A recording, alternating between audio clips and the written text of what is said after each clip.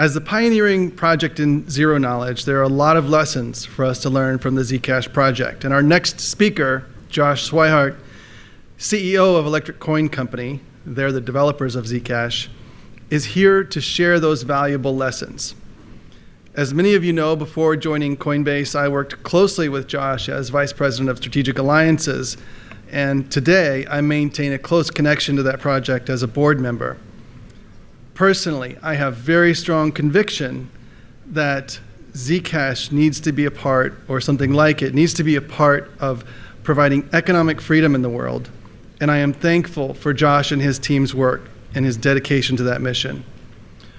Following Josh's talk, we hope you'll join us outside on the terrace for lunch. So thank you, and please, Josh Swihart.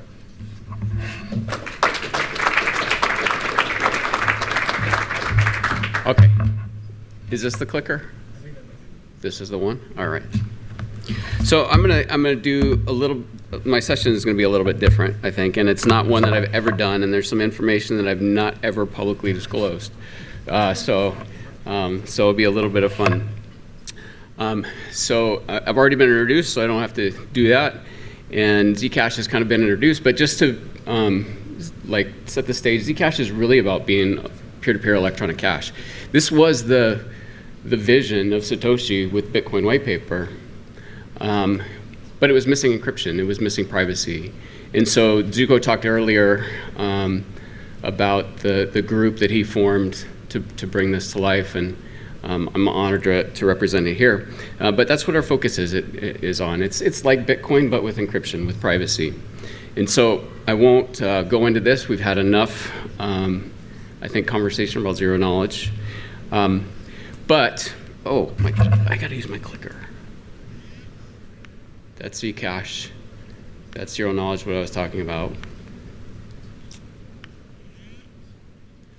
We're also the creators of this meme. If you've seen this meme, if you want a shirt, find me. But privacy is normal. Okay, so I want to go back in history. This is a family. It's not my family, but it's a family around a dinner table. I picked a dad that was a little bit younger and better looking, and kids that were a little bit happier than my kids are at the dinner table. And about a decade ago, I was having dinner like this with my kids, and we got a knock at the door. I was expecting this. Instead, clicker, I met Barry Burns, Special Agent Barry Burns. Agent Burns was there at my door during dinner to let me know that I was on a terrorist kill list, and then my personal information had publicly been exposed. What do you do with that when that happens? What do you do with that information? I asked Agent Burns, what should I do? And he said, we can't tell you what to do. All we can tell you is that your information is out on the internet and that you're on this list. So my eyes were kind of wide open. I got very nervous and anxious because I knew what that meant. Because I had built surveillance systems in the past, and I knew what kind of information was out there and available.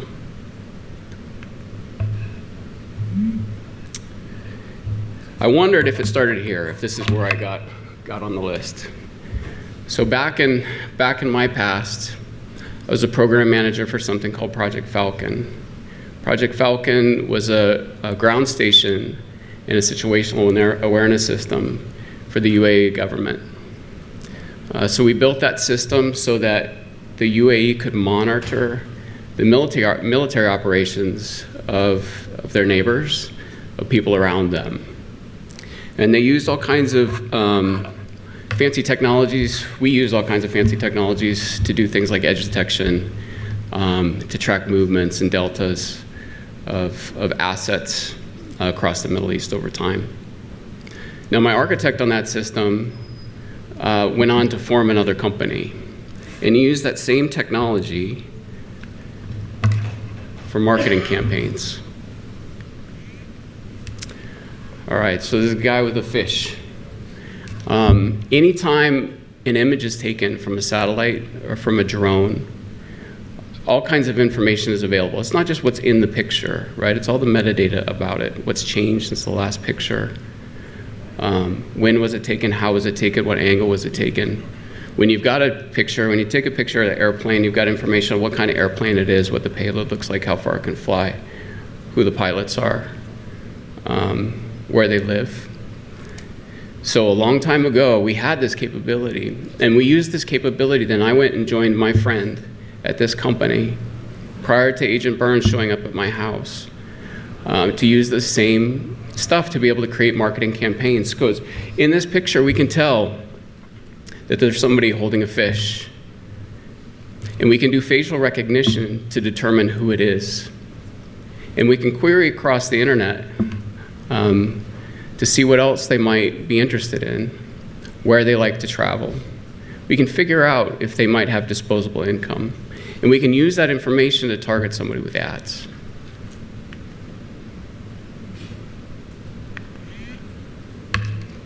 So it started getting really creepy. We started aggregating more and more data.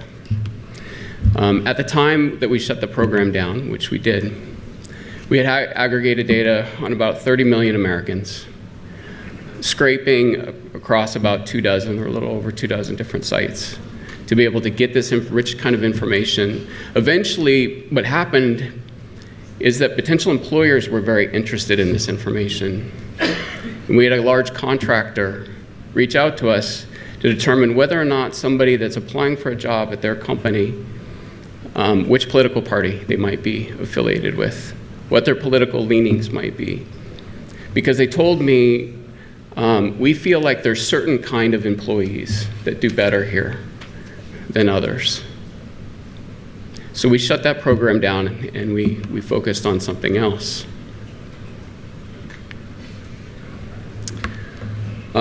So this might not, I'm guessing nobody, I don't know if anybody, has anybody else had this experience? With Special Agent Burns? Just me? But the reality is that your data is being mined and your data is being tracked, and it has been for some time. And I think you know it. Fast forward a couple years from then is kind of where I found crypto. Different kind of use case. I first got interested in it really because it was kind of interesting from capital formation side.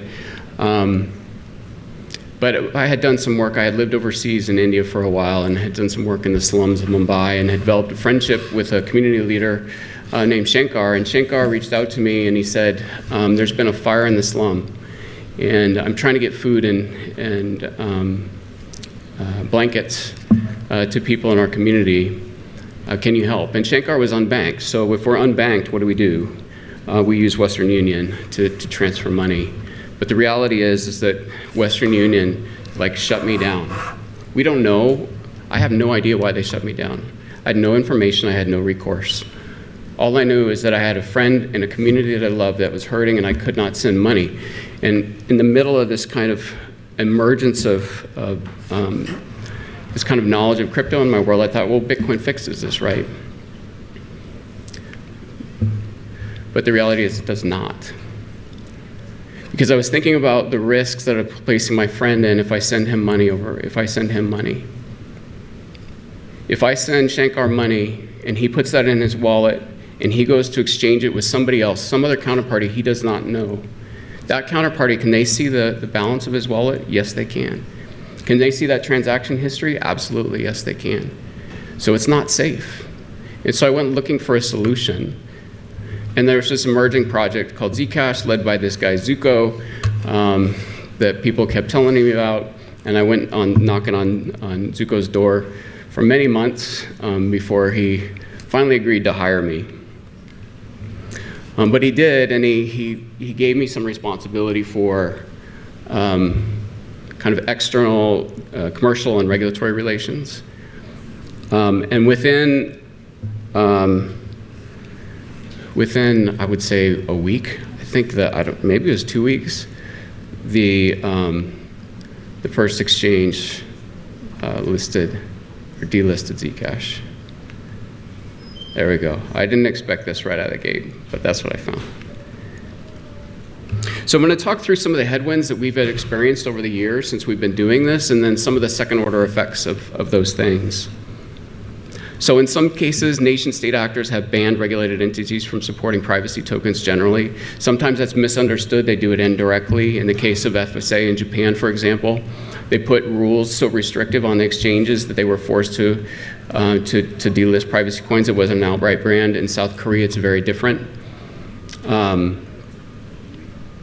In some cases, the pressures came from the banking sector or payments rails, where things were happening behind the scenes, where the exchange delisted, but they were forced to delist because some pressure that happened downstream. And in some cases, governments, including the US, have used shadow regulations to invade citizens' privacy and get Zcash either removed from an exchange or to the point where a commercial entity is not willing to support privacy because of the stress and the pressure it puts on their business. We spent a considerable amount of time with lawyers and compliance teams around the world to kind of understand what this is and what's going on. We've met with regulators, and some, as Mike Moser mentioned this morning, have been very friendly and warming and engaging. And some, it's been very intimidating. We've met with the Five Eyes. We've met with the White House, with OECD. We've met with other folks in Treasury. We've had kind of side conversations with DOJ. And again, while some of those have felt friendly, some of those have not felt friendly. And the specific requests have been made to include backdoors into the Zcash code so that the US government could spy, could have access to information. And we've talked about why that's not possible. But when you're called into the White House and told, it would be in your best interest, you ought to think about, as a normal citizen, right? It's very intimidating, it's very nerve-wracking. And then to follow that, we have these cases. Tornado Cash, Samurai, developers are arrested, thrown in jail, don't understand the rules.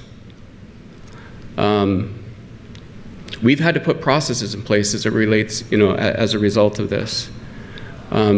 Today, there's something called light client infrastructure. There's light wallet infrastructure that runs on the Zcash network that we don't know who the actors are. I mean, we know who some of the actors are, but we don't know who their allegiances are to, that have a certain amount of information about Zcash users.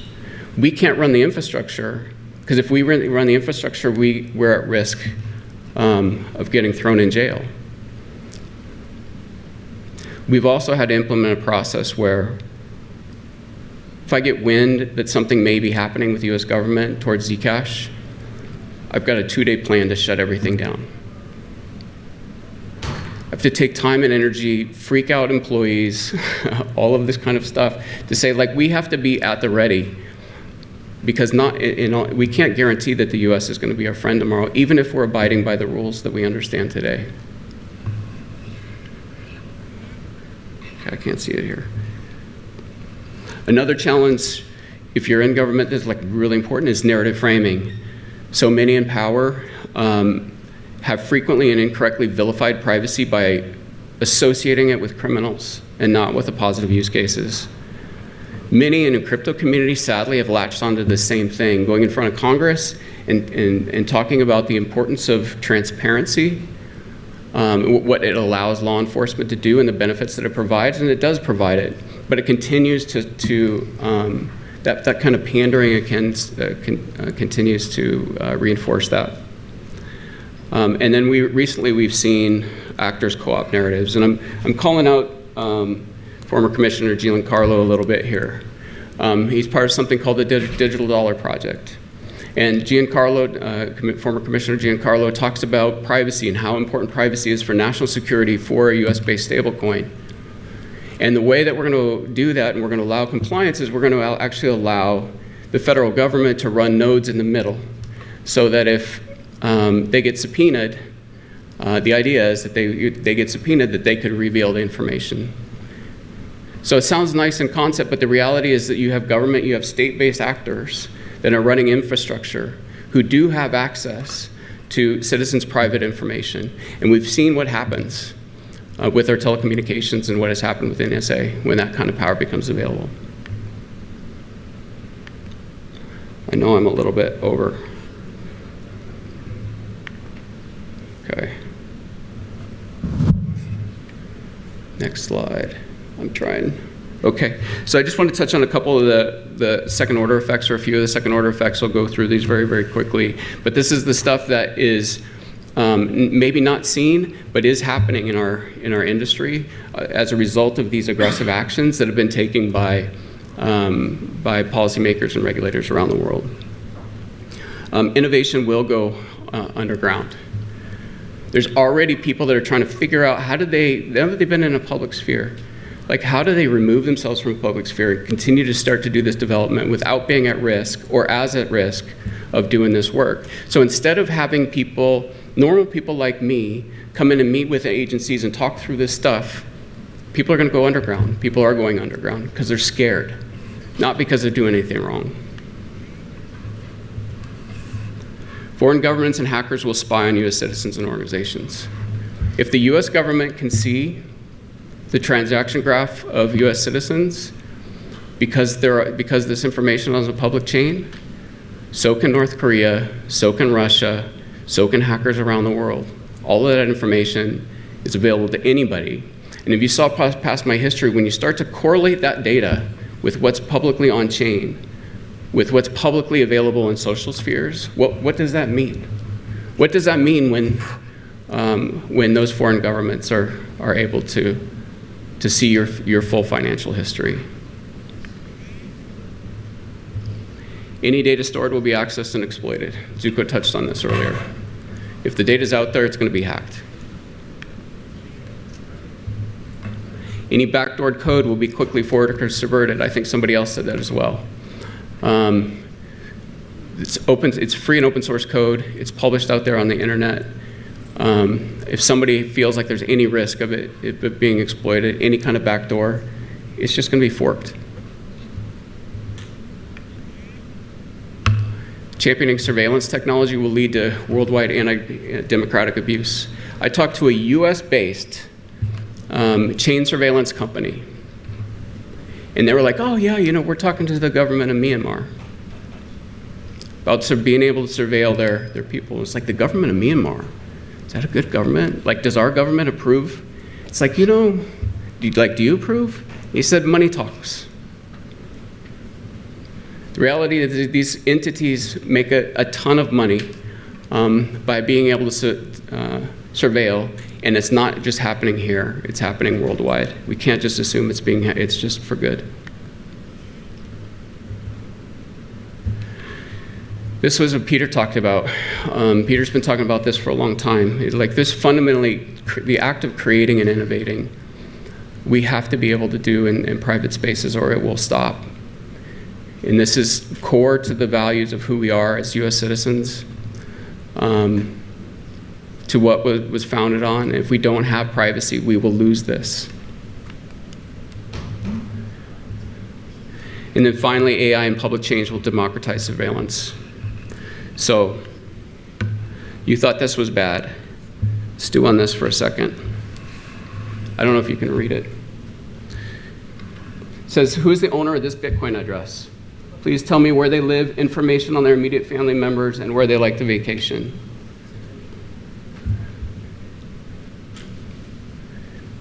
This isn't far away. It was building this stuff decades ago.